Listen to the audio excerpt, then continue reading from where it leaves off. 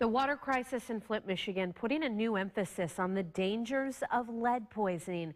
And it's a big concern in our area too, but it's not necessarily the water we need to worry about here.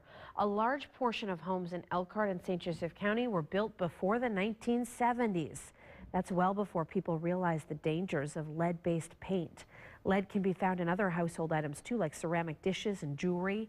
And in Elkhart County specifically, health officials have seen poisoning from Mexican candy and toys manufactured outside the U.S. In 2014, only 7% of the state's children were tested for lead poisoning. St. Joseph and Elkhart counties accounted for many of those tests. Now, just because our water here in our area is safe doesn't mean we are immune to lead poisoning. I'm here with Dr. Hudson, a doctor from Beacon Health Systems. Thank you so much for joining us today. You're welcome. You can get lead poisoning from a lot of different things. We've talked about paint, old toys, candy, dishes. If you're a parent, why is this especially concerning to you, especially if you have younger children? It's important for younger children because the effects may linger as you grow older. Lead is deposited in the bones and so may hang around in the body for many years afterwards. And up to about the age of 3, our brains are developing and changing and forming very fast, and lead influences that. So it's a very subtle effect, but it may linger for a long time.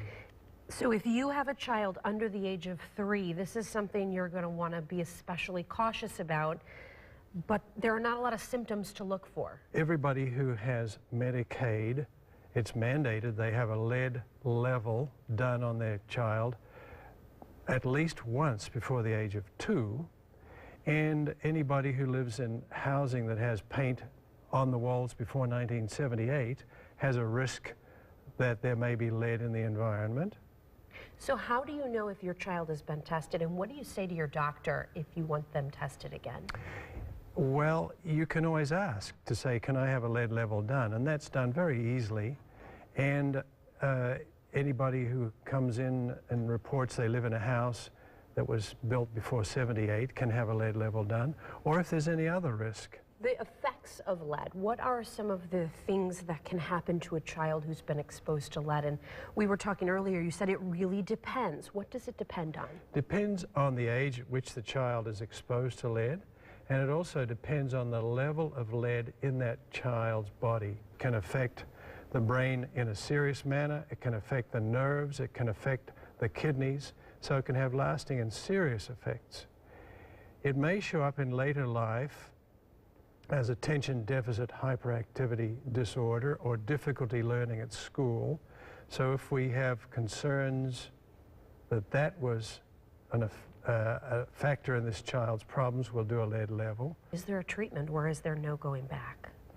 If a child has a lower lead level, we know that making sure that there is iron and calcium in the diet may decrease the absorption into that child's body. In higher levels, there are some medicines that bind the lead and are excreted in the kidneys and the bowel, and that's a specialized treatment done in hospital for higher levels. But knowing that the lead also is deposited in that person's bones and slowly leaches out also requires us to follow that child and make sure that the level's falling. Very scary, but all things parents should know. Dr. Hudson, of course, from Beacon Health, thank you so much for joining us this morning. We appreciate it. You're welcome.